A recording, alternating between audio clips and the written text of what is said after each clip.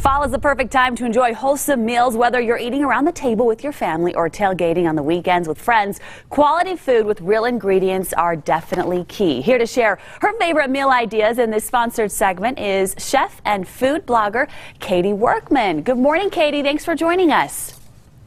Hi, Emily. Thanks for having me. Okay, first question for you. How can parents spend more quality time with their kids in the kitchen? It's a really nice place to sort of carve out a little moment to talk with your kids. And even the littlest kids can do things like pull fresh herbs off of stems, and they can whisk things, and they can dump things. Older kids can peel carrots and potatoes. They can crack eggs. They can maybe use an age-appropriate knife.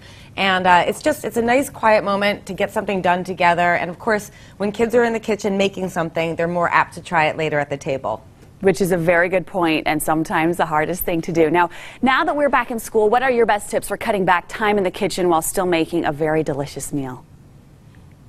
Well, everyone talks about stocking up your pantry, but I also think of my freezer and my refrigerator as extensions of the pantry. So in the freezer, I always have items like frozen shrimp, peas, carrots, corn, puff pastry, and in the fridge I always have things like shredded cheese. There are so many varieties now: Mexican blend, Italian blend, butter, milk, cream, eggs. So once I have my fridge, my freezer, and the pantry all well stocked, I know that I'm that much closer to dinner on a weeknight. Which is very good, and then you don't have to make that last-minute run to the grocery store. I see a couple really great items there in front of you. Can you talk to us about some of those recipes?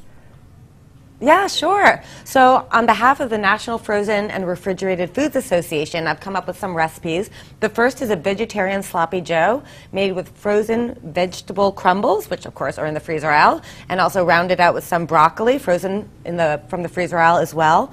And then we have these macaroni and cheese cups, and these are great. You can make them in advance, you can warm them up. Good for an after-school snack, great to pair with some chicken fingers, some vegetables, becomes lunch or dinner. And then finally, this, I think, impressive-looking dish is made with frozen shrimp, frozen peas. It's shrimp scampi meets paella. Ooh, sounds very good, and I love being able to use a frozen food. So where can we go to find more information?